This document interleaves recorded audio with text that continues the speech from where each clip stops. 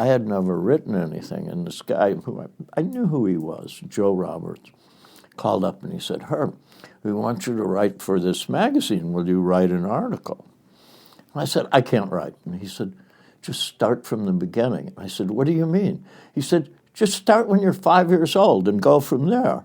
And I was like, are you kidding? He said, no, just start the article with when I was 5. He said, that's your first sentence. And I did this. And it was really weird. I asked him, how much does it pay? And I got a little money for it. And I did this thing.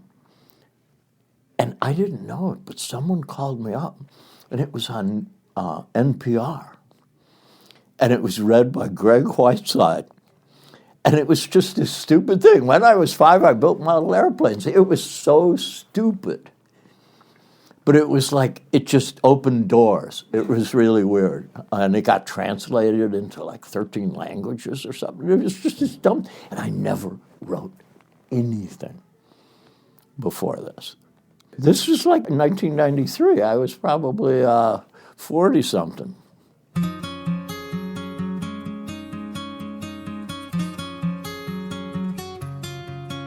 The occasional podcast, we explore high fidelity, interview reviews, and all sorts of news. We got you covered from beginning to end. A show about sonics, come join us, friend.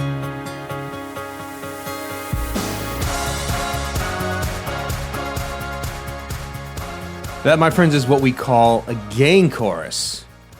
Yes, indeed, you have reached the occasional podcast, Season 11, Episode 6, with Herb Reichert, a lovely, lovely man that has written for Stereophile for many years, and we got a chance to kind of sit down and chat with him at a recent audio show, and it was absolutely a delight. I hope you guys enjoy listening to our conversation as much as I did having it.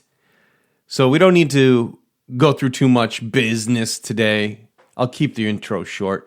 Let me first just share this words of wisdom that Herb drops much later near the end of the podcast. But I want to put it in here to make sure everybody kind of got this nugget. The secret of all things is to be in the right place at the right time, wearing the right hat.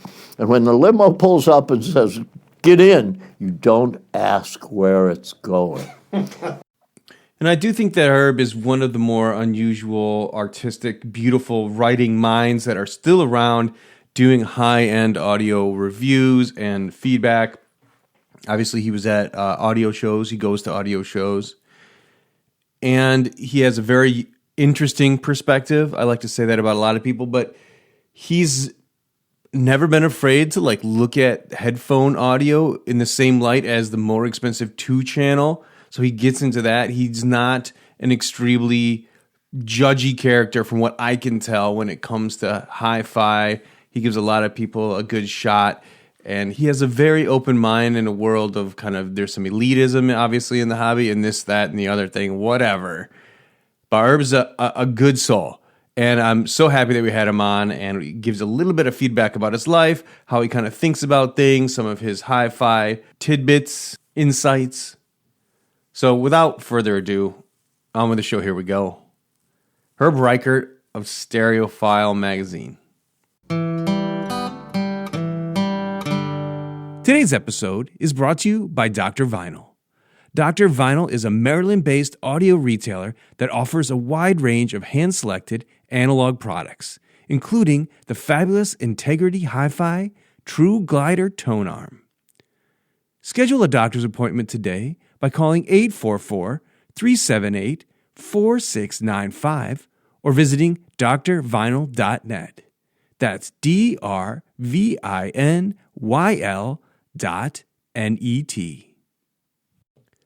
Today's episode is brought to you by Focal Name America, a North American distributor. With the collaboration of 2 industry icons, Focal, the French brand known for high-end audio for home, car, professional, and marine, and Name Audio, the iconic British hi-fi brand. Other brands distributed include Musical Fidelity, Thorens, Avid Hi-Fi, Absolutement, BDI, and Vico Acoustic. Visit FocalNameAmerica.com for your home audio and custom installation needs.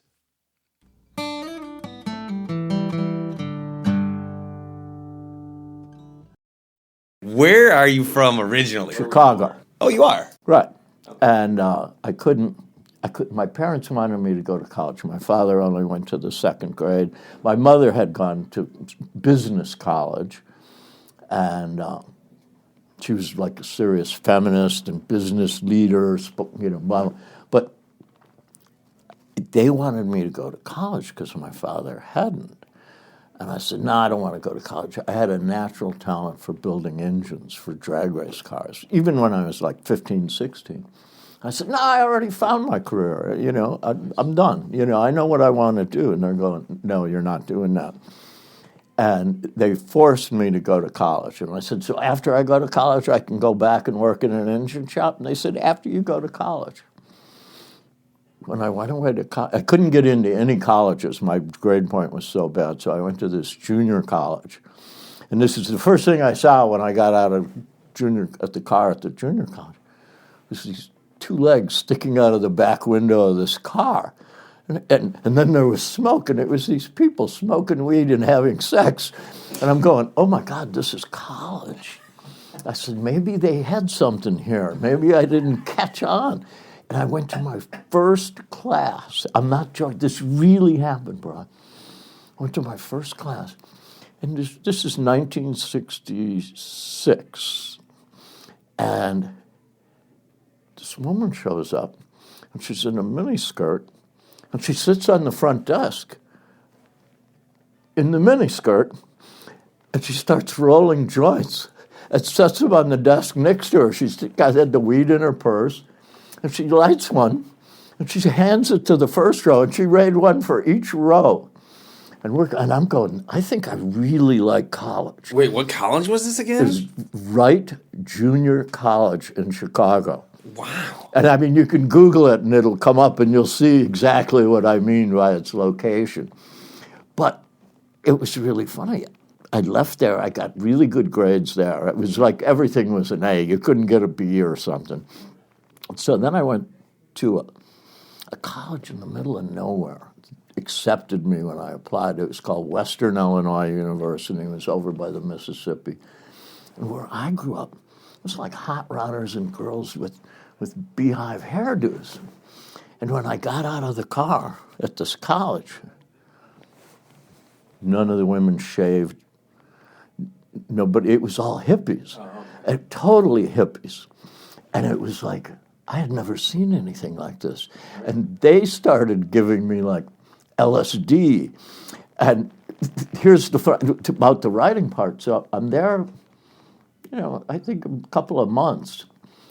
And I went to this play, French play, right? And I come out of it, and I'm like a teenager. I got like a white T-shirt and blue jeans, and engineer boots. And the guy said, what are you doing at this play? I said, I had never seen a play. And the guy said, you'd never seen a play? And I said, I've read this book. I know the play. So he said, you read this play? He said, so what did you think of it? I said, well, it's kind of curious how they're allowed to vary from the book. And he said, I'm officially nominating you as the drama critic for the school newspaper. And I said, I couldn't write. I said, I don't write. I hire people to do my writing. I'm not going to do any writing. And he said, so are you he said, what do you know about art? I said, my mother's an artist, and I grew up in the museums, but I think it's stupid. And he goes, so you're going to be the art critic and the theater critic? And I'm like, really? And I asked again, how much does it pay? And he said, well, we don't have any money, but we have a darkroom, and you can have an infinite supply of Tri-X film, and you can use our darkroom, and you get a press pass. And I didn't realize what that press pass was. This is an international press pass. And I didn't do much with it at all. And then one day I went with this press pass, and I was having fun writing these articles. And I said, this isn't so bad. And they were short, it's a school newspaper. And I went to a Cream concert. I wanted to, and we went to buy tickets, and I go, no, we're sold out.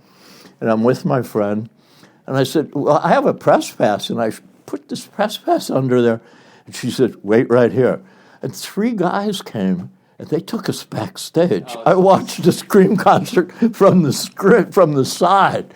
And I said, I don't like it from the side. And they said, what? And then they took me down right under the stage. I mean, literally, where you're touching the stage. I'm like, that didn't cost anything. Yeah. Anyhow, that was my first writing experiences. And I wrote about the concert, and it was fun. And I wrote about what I just told you, actually. Yeah. About the press pass. Back when I was 5, I really wanted a press pass. The moral of the story is, when I meet people, I really want to know their timeline, especially about their mom. I don't know why. I'm obsessed with people's mothers. Do you have any pictures of your mother? You know, that kind of thing. Yeah, I mean, it's a tender subject for a lot of people, but talking about someone's parents and the way they're raised greatly influences, you know, it gives you an idea of where they're coming from. And it's something I think in life we often like hide and we harbor because it's very revealing, and you just a lot of people don't talk about it much, and it's one of those things, I think, because we all know if you start talking about your family, you are revealing a sense of weakness in a way, or sensitivity. And what your fears are. At least that's how you perceive it, I think. Yeah. You know, when I went away to the Knicks to grad school, it was like I was lucky. I got a full scholarship to Yale Art School, but I was a gearhead, so I had this hot rod, and I drove it out with my friend. I drove it out to Yale, looked around the campus, and they said, it's yours. You got the scholarship, you got cash, and this is to get an MFA at Yale in art. I said, I don't think I fit in here. I'm sorry. And I left. I mean, I thought I was just too much of a hillbilly to actually hang out with this crowd. And I turned it down. And I went to Northern Illinois University after that. It was an interesting moment. I remember driving back. It was a Camaro Z28 all hopped up. The back end was up. And I was like, my car didn't fit in. That was one of the things we kept laughing about. If your car doesn't fit in, you're probably not going to do well. What kind of cars did these guys drive? Triumph, Spitfires, Alphas, cool sports cars from the 60s. Euro. They grew up in different families. I grew up in a really nice family with really good taste, but that was my perception of myself. Yeah. It's not, I was clearly, I could have operated in that environment extremely well, I think, but I didn't know it. How do you think that you ended up going from, I'm not really interested in college, to you said more of like a local community thing, now you get a full ride to Yale? How does that jump happen? That's quite a leap. What I worked my whole life doing, up until recently, is construction, one form or another. I got to New York. I got really lucky as a young artist. I went to this grad school, and everyone tried to help me. And I actually had a one-person show at the Art Institute. I was in a really big 5-person show at the Museum of Contemporary Art in Chicago. I was only 22. This was unprecedented, and everybody said, you got to go to New York. I got a teaching job, and it ended. It was just 1 year, and then I said, so what am I going to do? And my mother had died, and so I said, I'm going to New York. And I went to New York, and it made such perfect sense for me. I mean, instantly.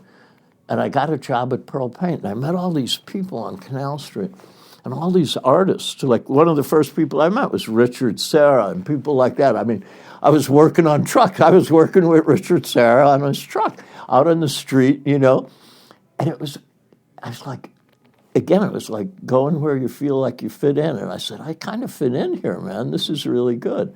But I didn't have any cash. So I just started I built a gallery with a friend. These horse race gambler guys had a construction company.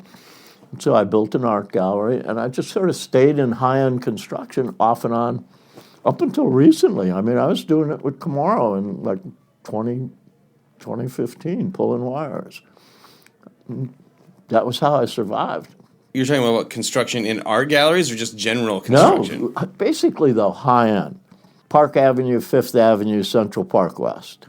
And, I didn't work for one company for a long time, a couple of years maybe at the longest. But it was an environment, and it was easy. You know, it was like, I lived in a loft. It cost $200 a month. I was getting $300 a day. I mean, $200 a month, that leaves a lot left over for, you know, drinking in a bar, eating nice food.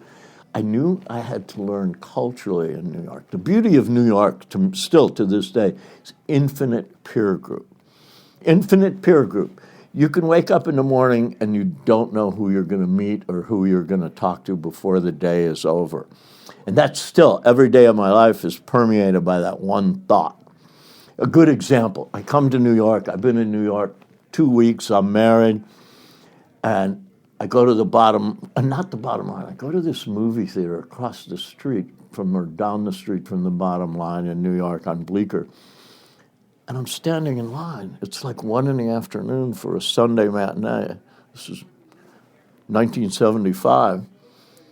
Bob Dylan is standing. He's in the fifth person from the front. And he's standing there by himself. No gang, no people with him. Oh, Woody Allen is standing in line to go to this movie. And I'm going, how does this happen? I mean, is this possible? You know, and that's New York. You never know. You're just hanging out. Is that kind of something that appeals to you coming from like maybe a smaller town? I mean, you said you're from Chicago, but you were mentioning that did you have a small town feel, and that the big city and these human connections that connect to other humans, right? So this is like a network that you spoke of. Is like part of your DNA, like part of living the life you wanted to live? I never thought of it in such broad terms, but I always knew. Basically, I always hang out with the weirdest people I can find. Mm-hmm. And that's never not been good for me either. That's always paid. Highly recommend it, you know. And I take advice from those people.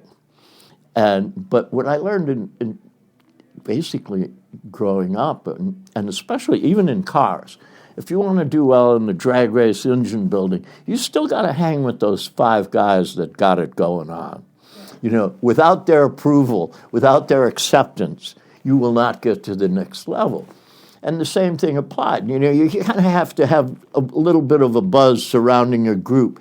I learned that no one becomes even good at something without the help of others. And you need a gang. And I've always believed in having mentors and a gang and a group. And that really served me well in audio. Really served me well. The gang concept, the club concept, the secret society concept. These things have had great, I swear, by whatever you choose to do with your life, you know, the gang will help you feel like, okay, I did okay. It's very interesting you say that, because one of the things that I've learned from doing this experience with a lot of men is that the idea of mentorship that kind of is a lot. They talk about a lot in like female careers and stuff, like who's your mentor, find a mentor, and all this.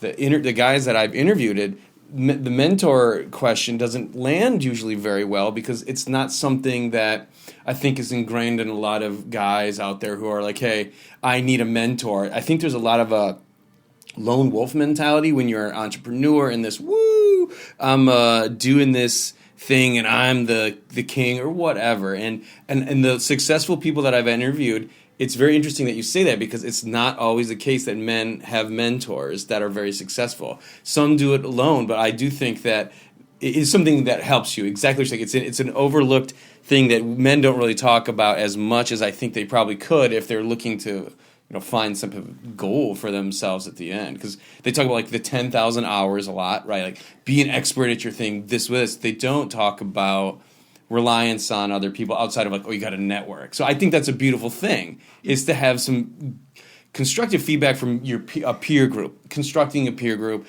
talking about art, talking about career, talking about building and creating, but also being able to talk about that with other people. You're not just working in a silo. I just think it promotes growth. The weirdness about audio is it's just traditional, shall we say, in terms of, gender, for example. And Mike Trey and I, we would go and install audio note stuff, and we'd show up, in a really cool vintage Mercedes, and it was everything was good taste. But I'd go in, and talk to the wife, and he'd go in and set up the system and make it really sing better than it ever did. And then we'd all end up looking at people's high school yearbooks.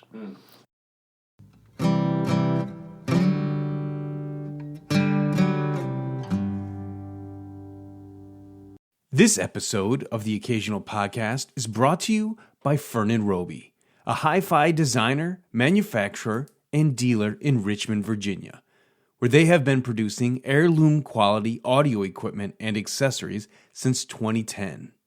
Each Fern & Roby piece is meticulously crafted for you to enjoy your favorite music with friends and family. Follow them at Fern & Roby on all social platforms for a behind-the-scenes look at their process, or visit fernandroby.com to see their craftsmanship for yourself. Today's episode is sponsored by Shit Audio. Shit Audio designs and builds audio components in Texas. Based in San Antonio and Corpus Christi, their wide line of amps, DACs, and audio accessories fit any budget, starting at $49. For a full rundown of all their products, visit shit.com. That's SCHIIT.com.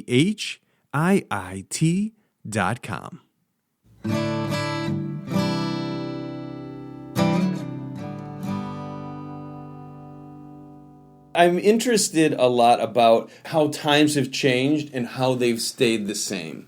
I feel like, in a way, audio represents almost a time capsule because we're having a bit of a rough time, as you know, bringing in a new crowd. And when you walk through the audio shows, you see probably the same people that have been doing this their whole lives. Like, they started in whatever age and they're still here. I'm so curious about like what your experience was like in those times. Is it the same or is it different? Is life, let's not just say audio, is life a lot different or is life pretty much the same when you kind of think about your experience traveling through it? 16 is a big year, 17, those are big years. And then there's your 20s. I mean, has the world changed or have I changed? When I went away, when I was talking about going away to college, I missed an important part that will answer this question partly. Really important part. So I'm writing theater reviews. And all of a sudden, I'm in the center of all this stuff. And it was like, I'm in a culture, and I was like, this changed everything in my life. Hanging with these people in the theater, and then in the art department, and it was like, and this happened to my daughter. I mean, I've known so many people who had like one teacher or one influence, and like this guy, I'm still friends with him from like 1966. 67, do you want to be the art critic? And I'm like, I don't like art. That changed. That was like the road really shifted. So what happens is, I think, I make the old joke: has time changed? I think it's certainly a better time to be a human. I think it's a lot of what goes on in the world, in social media and in the press, is about identity. Right. And one of the things people didn't realize about audio, and they still don't, is that it's an identity, and it's also a lifetime thing. People don't go, I'm kind of interested in getting a nice stereo, and I'll read the magazines. But there's so many, it's like, I need to hear two-stroke engines. This is a commitment you make when you're young, and it becomes a lifetime. Times have definitely changed, or I've definitely changed. I mean, when I was young, I was extremely angry. And at this point, I'm like, the opposite of whatever that is. And I ended up here, which feels really natural. Yeah. It makes sense. I get it. I like who I turned out to be, and I kind of like, this weird gang that we're hanging in. We're sitting here in the middle of it right now. Yeah. I asked because for me personally, I would like to have visited Hi-Fi in New York during its, I don't know if you would call it the heyday, but at least the time of like Sounds by Singer and the crew that came out of there. Golden age. Was there a golden age to audio? Absolutely. 1975, 1985. Really a golden, and so much cool stuff. I mean, that's when all the American cartridge companies, like Shure and stuff, they had ads and they bought up the magazines and and then Quetzal comes along. Mm-hmm. And it's like, it doesn't do anything that those cartridge does, and it costs $1,000. Those were like $250, and they're like $1,000. This is insane. But it clicked. It changed the direction of the car a little bit. When you were saying earlier that the people in audio, sort of partly embarrassingly, there's an awful lot of people who started back then and they're still here, but it was the level of invention that was going on was so big, and the competition to be the smartest guy in the world, you know, whether you were Peter Snell or Tim DePeravicini or whoever, and everybody. I mean, I spent some time hanging out with Jimmy Bongiorno, and this guy, he dressed like a pimp. He had a huge hat with little pom-poms and stuff and cowboy boots, and I mean, in really bright colors. And he's like the best amp designer going. And then there was Andy Rappaport, and he's a guy like, you know, you think, oh, he invented cyberpunk or something. You know, that's the kind of image he projected. And, you know, that's still kind of what I'm looking for in this. When you say it changed, if anything, audio has changed since the golden age. It looks extremely corporate. Extremely corporate. And I read, and I'm applying this to myself here, I read an old Harry Pearson review for some research I was doing. It was before audio magazines like Stereophile and the Absolute Sound had advertising. It's a whole different, I mean, it's worth, everyone should read some of these from back, and this is still this is in the golden age. In the golden age, it was like, these guys had free reign to say anything about anybody, you know, and to think that audio isn't sort of, you know, it's washed by advertising, let's put it that way. You know, you don't get to, like, deep dive into, and Harry did it, and people really believed him, and it was really competitive. And what Steve Guttenberg always says, and he worked he was there from the start with Singer. He said, if Harry was into something, he said, you better be the first guy to get the magazine because it was going to be, you know, it was going to sell out. And it's interesting. It's almost like all the reviews now have kind of distilled this. You know, it's a different power structure, is what I'm saying. Maybe it's more democratic. Don't know. I don't have a comment on that, but I do know that Harry really put this thing in perspective, and it's not the way it was back then. That is so interesting. Are you implying kind of in a way that there was not only a golden age, but with the reduction of the amount of quote-unquote influencers, people in places of control, was this like a really concentrated meeting of the minds that controlled the kind of the worldview of audio at the time? You're saying we got... You just described it perfectly. There's just less people, because right now there's so many options. Right. It's like ABC, CBS, and NBC. We have Sounds by Singer was a massive hi-fi retailer, I'm assuming, in the day. No, this is a good metaphor as well. I mean, now how many channels do you have? Yeah. And how many? It's like how many YouTube viewers do you have? It's endless. No. That's it seems like a perfect analogy. So there was Sounds by Singer, there was Harry Pearson, and then Lyric. There were a handful of dealers and a handful of players that, you know. It was the same thing not going on the West Coast, because I feel like this all happened on the East Coast, and then that was it. Like, this is where the influence is happening, but it's really kind of just there, projected onto the rest of the U.S. and maybe the world. Maybe. I don't know about the West Coast 1980. There were some big fans. No, I believe, that's where I met Bascom King and all these people, and they were out in California. There was, it's like, yeah, I think there's always a California version of jazz or something like that, or or blues or something. They will find, a valley version. It's all just a fading facsimile of New York. Right. Well, that's the facsimile thing is probably another podcast all by itself. Well, they can't do anything but a sequel these days, so I'm a little bit bitter on that. I'm a little bit the formula's wearing a bit thin on me with the Marvel movies in this thing. I don't know. Well, what do you think's going to? What will? I mean, what do you think will edge it? You know, we need another path. And I try to be one of the people who's like, you know, steering dogs over to the right or something, but or the left or whichever side. Well, I think that you hit the nail on the head in the sense that like things have been become more corporate in a lot of ways. Like this is why this Marvel universe exists, and the Star Wars was I'm biased because if the audience doesn't know, like Star Wars was very precious to me in 1978 or 77, the first one, right? And now we have 1,000 Star Wars movies. And the quality comes up to question sometimes. Like, is this good? Well, it makes money, right? So now we have this layer of corporate thing, and the question is this good for the art? Because more of it's being produced. Right. There's more Star Wars universe to consume. If you love Star Wars, that's an exciting idea. But is doing things for the pursuit of money always the best for the art? I mean, just look at it from a journalistic standpoint. I'm into sports, and I'm into baseball. I'm not into sports. But I like sports writing. I came into baseball not through having a ball and a bat, but reading the sports. It was an interesting moment in New York. My best friend said, "You got to watch one baseball game." I said, "No, I'm against this stuff. No, just watch this one."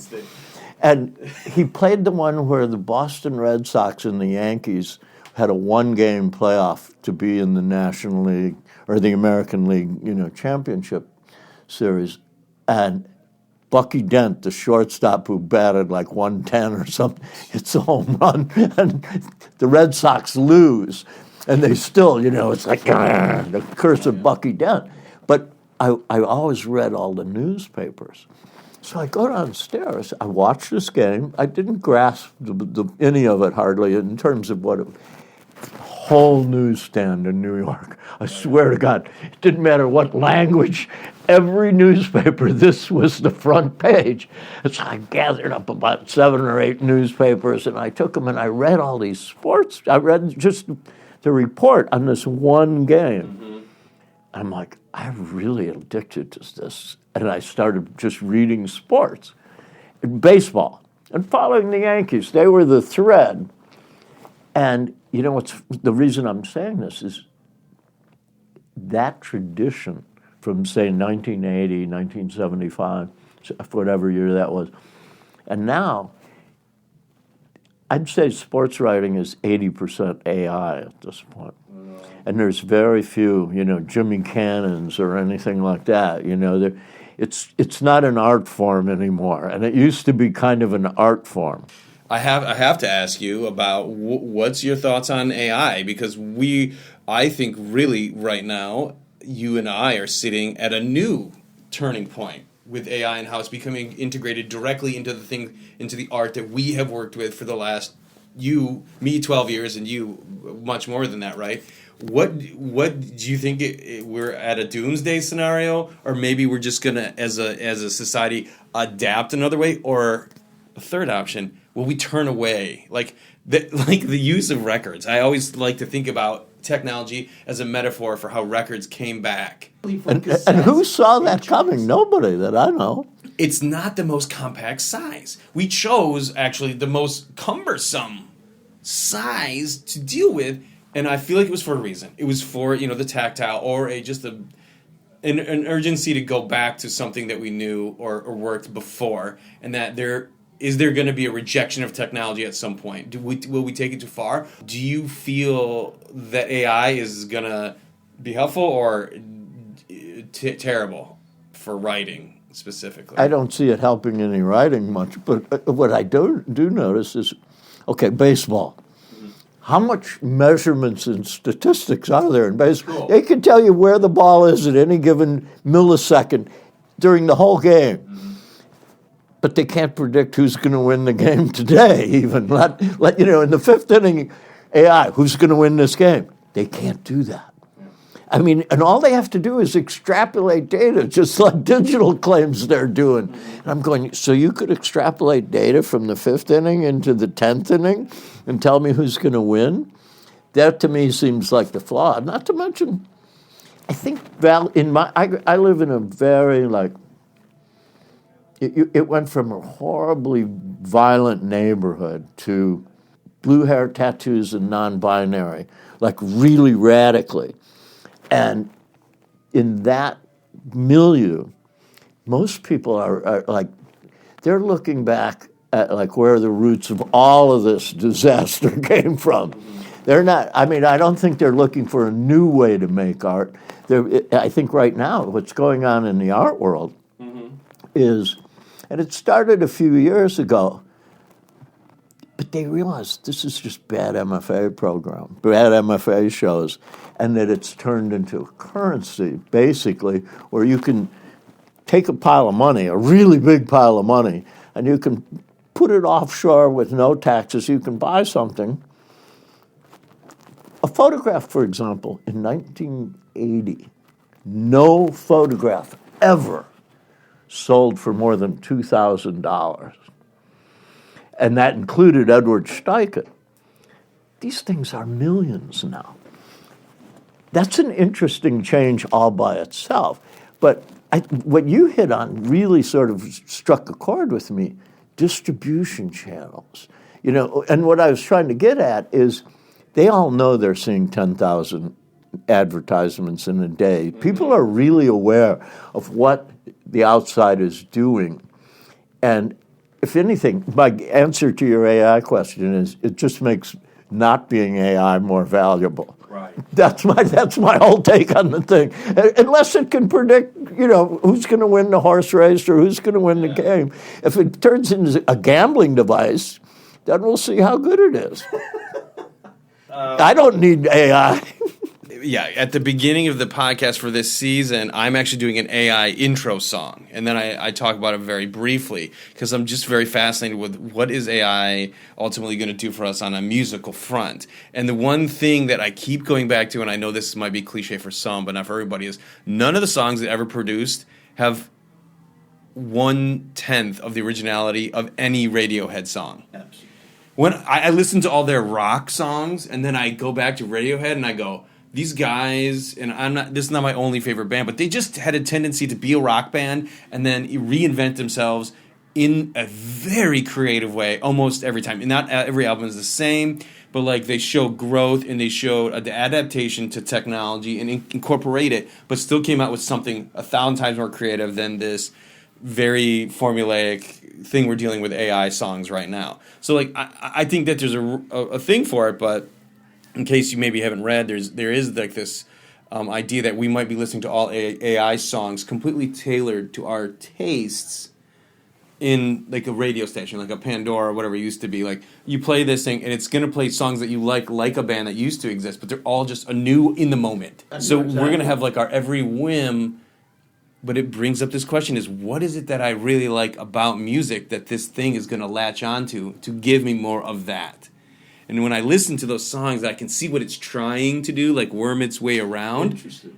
But it also makes me ask myself, like, what is it that I love about music? And I think that's a very deep and personal question that can only be answered by the individual, right? Because some people focus on lyrics. Other people, the research says they barely focus on words at all. Until recently, that was part of my problem. I said, I don't really care what the lyrics are. Oh, yeah, okay. But now I do. Yeah. Now I look up the lyrics, but mostly to old songs. We're talking like, you know, the 20s and the 30s, you know, because the lyrics evolve. You know, you take an old song like, you know, Jump Down, Turn Around, Pick a Bale of Cotton. The lyrics have evolved so much, and people have adapted them. I mean, actually, again, I'm going to plug a book, which I never do, but I'm reading this book called White Bicycles by Joe Boyd. And I mean, he was a record producer that I always maintain the secret of all things is to be in the right place at the right time, wearing the right hat. And when the limo pulls up and says, get in, you don't ask where it's going. There's the screw up. If you say, where are you going? I mean, you know, to the beach, wherever, you know, you don't ask. But this guy was always in the right place at the right time. And what he did, he's a music producer that started with English folk and just happened to be there before Dylan and all the rest. And he goes from, say, 1958 to 1972. And these are scenes. He was a stage manager at Newport 65. It's like he's always there. He's like some demon or something. I mean, when they signed, anyhow, it's a great book. It's called White Bicycles, Joe Boyd. Yeah, it's funny you say that, and I think of my life in college. How an evening would essentially just, if you let yourself go with, you could say, the flow of the evening. Right. And you would meet one person, and they would say, we're going here. But you had to be open to that idea. You didn't ask where the limo was going. You said, we're going here. Let's go. And you kept this mentality. I still have it. I mean, hold on to that if you got it. No, it's long gone for me. Now I just sit at home and I write. No, but like it was shocking to me how life would like kind of be like a river. You could get swept up in it, and you could go, and where you ended up was always the most miraculous, beautiful location. But you had to be open to it. That's my whole. There's my whole philosophy in a nutshell, right there. I always feel like I should. The questions you ask me, I want to ask you. Well, okay. There is this one question that I did want to ask you, and it's more of a philosophical question, but I think that we're there. So I'm going to ask you: is that in the times that I've met you, you've been very, very nice to me. You've been very kind to me, and I appreciate that. I respect you. In a world, it leans on favor to those who kind of look out for themselves. Why do you choose to be kind to others? Because I think in a way it's easier just to look out for you, and you don't have to be kind. I mean, there are people at this show that are very kind and very not kind. The question is, why do you choose that for you? Because it's infinitely more powerful. Okay. It started as a child. If you're a skinny kid, the person behind the counter is going to give you an extra thing of mashed potatoes. I think the most important thing in my entire life all along was the person next to you. It's like the person taking your blood, the person packing your groceries or whatever. Those are the important relationships, and so I've always kind of focused on those. The quality of my day is the people I'm interacting with, like yourself. When you get old, at this point, I wake up and I go, okay, this is probably the last day, so you better, not waste it. And I literally do that every day, and I kind of like, who do I want to hang out with? At the beginning of the summer, I said, I need new friends. I need a new type of friends. And I made a whole new subculture of friends.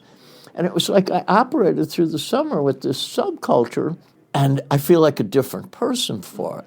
You can't do that if you're like judging. I mean, my basic rule in life is, and my father told me this, he always said, when you get to the other side, you'll see there's no right or wrong, no good and bad. But he said, you're stuck with your personality.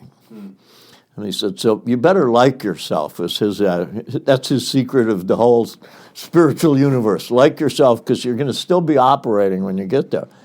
And I don't see how you can be in with yourself. Everything that ever happened, I've never filled out an application or anything.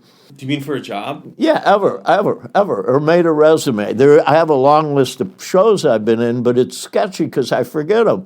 And at one point, people were writing articles about my work, and I was like, and people go, well, how come you don't have any articles on your resume? I go, I forgot to write them down.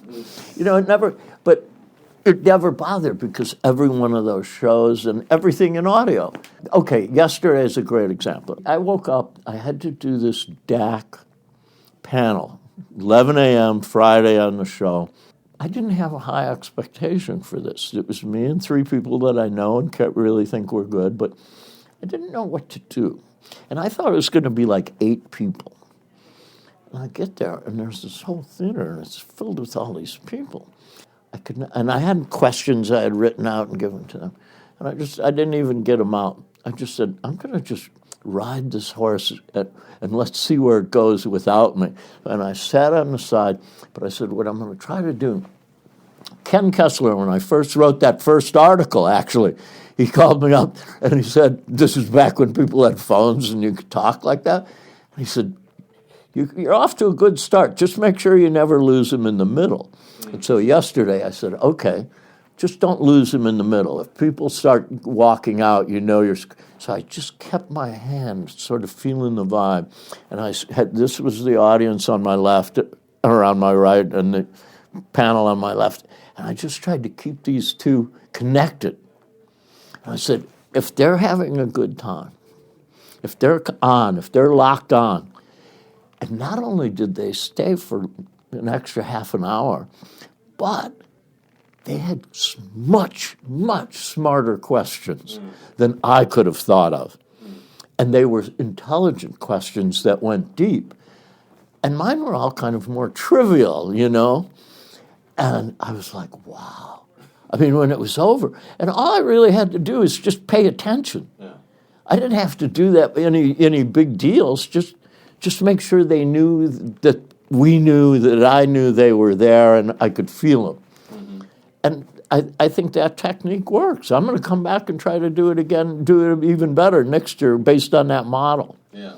I do think there is something slightly magical about when the people read and then they get to meet the person. You know, there's an excitement there that is like above the everyday. So it's like, for me, I still get that. Put. You know, it's like you read, or maybe because I think a lot of people do the reading to relax, or they do it to educate themselves. It's something they do in the quiet of their home. Reading is a one-on-one thing. Then when you get to see the person, it's like, this is the thing, but touchable, tangible, right there in front of me, or the voice, or whatever. You could argue it's like your mind, right, is the words, and now it's a tangible thing in front of them, and that thing is so much above the everyday where you sit and you read and you read and read, because I think most people don't read just one review, they read it daily or quite often, right? So there is an excitement there that I love to see, like, at the shows. Again, I didn't realize it right away, but audiophiles commit for life. And it is a huge part of their identity. And, you know, I can sometimes make jokes. Let's see, we got ponytails, and we have Led Zeppelin hats, and we have Hawaiian shirts.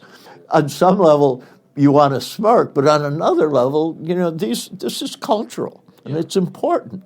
I don't think being in it for yourself will get you too far. Yeah. The part of me that's in it for myself is I'd like to leave the paintings and the writings behind, and maybe, you know, people will still look at them or spend. The beauty of writing, people look at paintings for, like, if they look for 2 minutes, that's a big deal. It takes 15 or 20 minutes probably to read a story, right, in stereophile. That's big. How many people will devote 20 minutes to anything?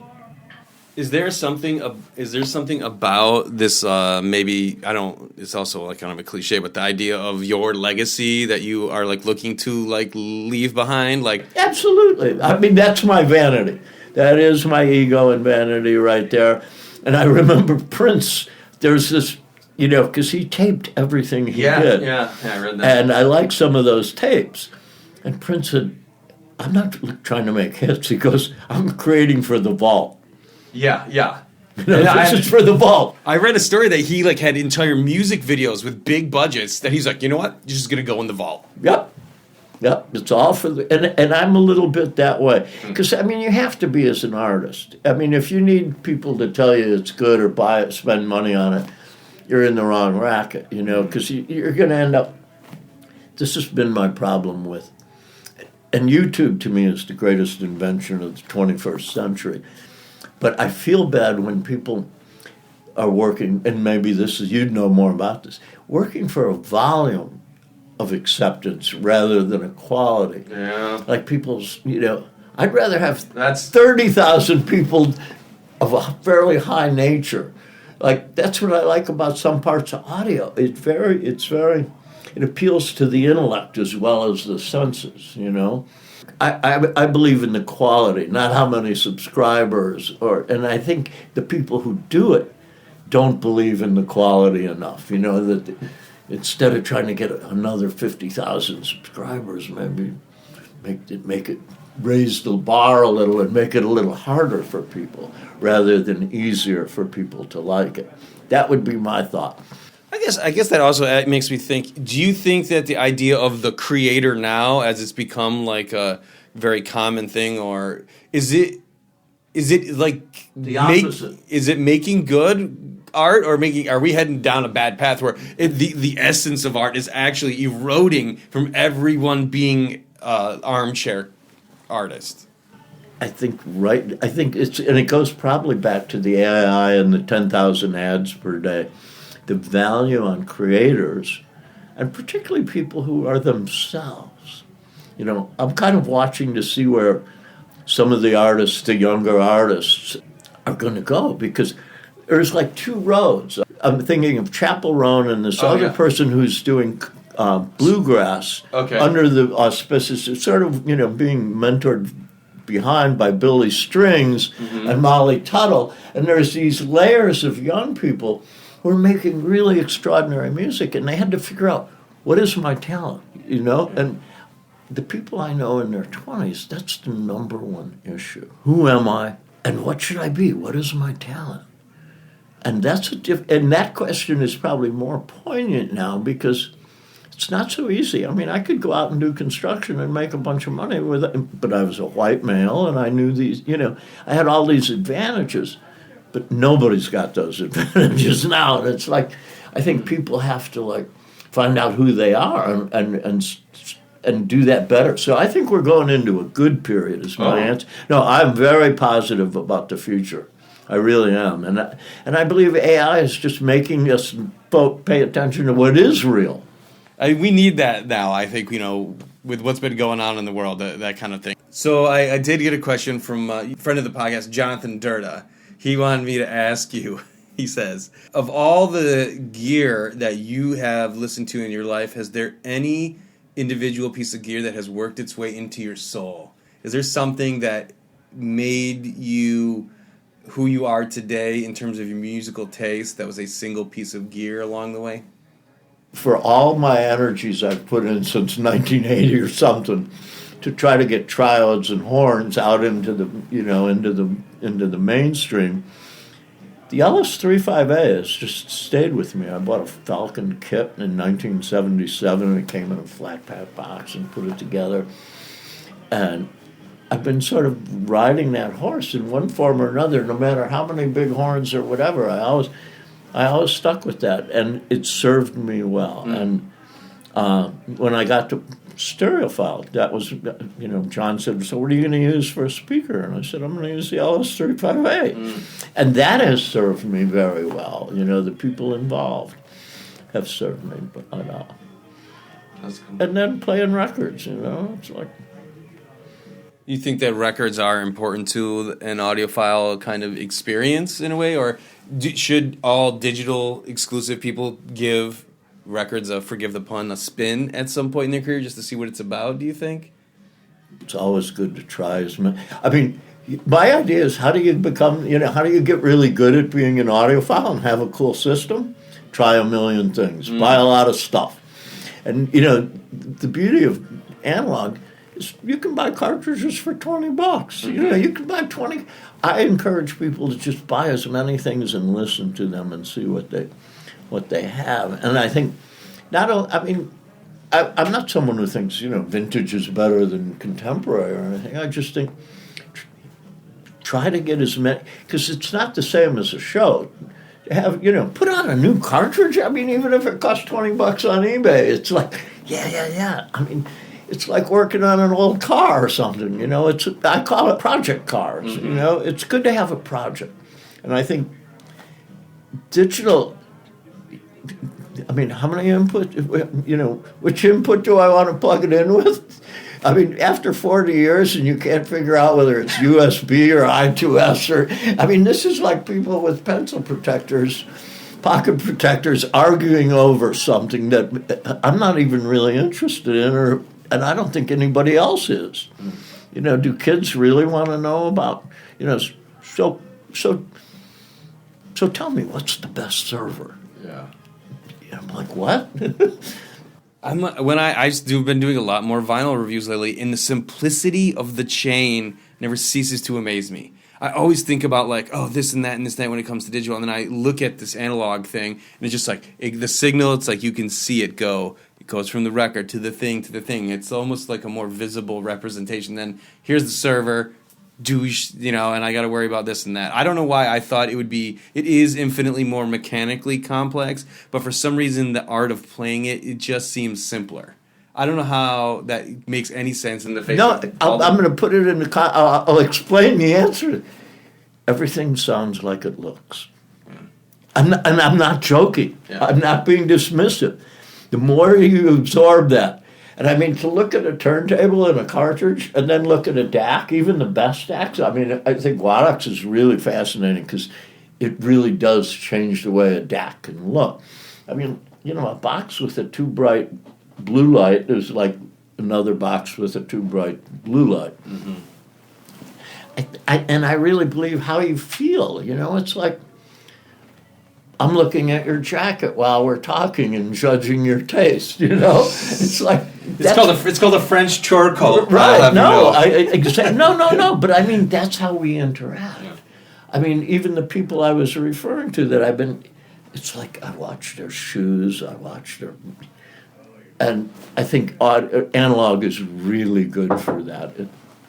How immune or resistant are you to the idea that speaker, the way it looks, affects the way you think it sounds?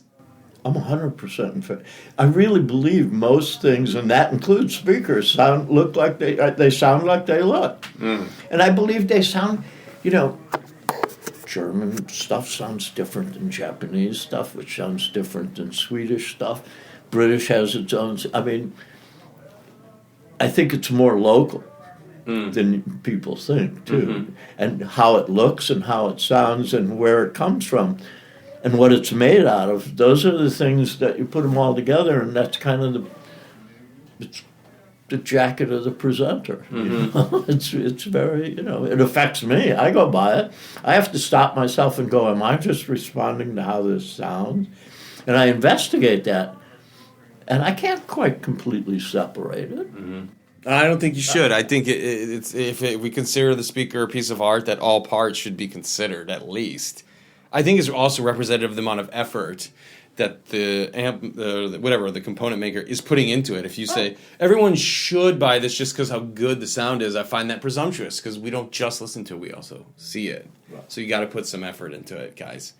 And there's a lot of black boxes out there. Let's be honest. And the people behind it. Yeah. I mean, historically, during the golden age, the concept of being an eccentric, crazy person that's also a savant, that was part of the mystique. Mm. And everybody, ask Nelson Pass, ask John Curl, they were all there, and it was a crew of people, and they all knew each other, but it was like an art gang, and we were out, they each wanted to outdo each other, they wanted, they were competing for attention. Mm-hmm. But they had to deliver a product that was pretty obvious. Because, see, I still believe, audio isn't subtle. I mean, I think it's pretty obvious. Mm-hmm. It's not like you have to listen really close or look at a spec. I always ask people, I asked the DAC people yesterday, I said, so which spec might give me an idea how, which measurement might actually give you an idea what one of your DACs sound like? And Lucas Ficus, who's a very clever man, he says, if you find one, tell me, I'll design for it. Right. Yeah. Hey, Herb, thank you so much for your time today. I appreciate it. Thanks for coming on the show again. My honor. Always. You're a good man, Brian.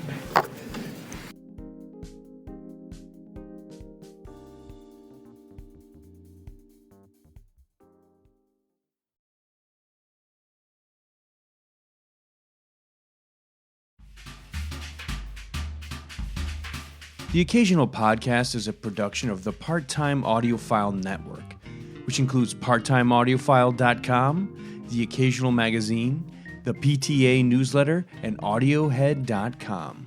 You can stay in touch with us on Twitter, Facebook, Instagram, and YouTube.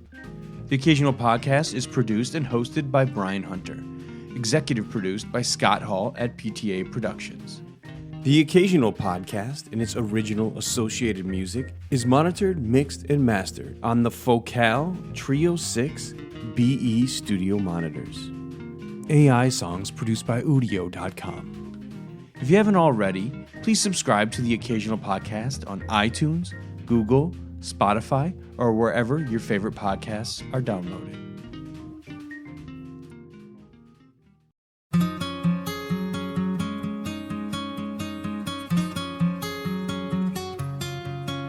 The Occasional Podcast, we explore high fidelity, interview reviews, and all sorts of news. We got you covered from beginning to end. A show about Sonics, come join us, friend.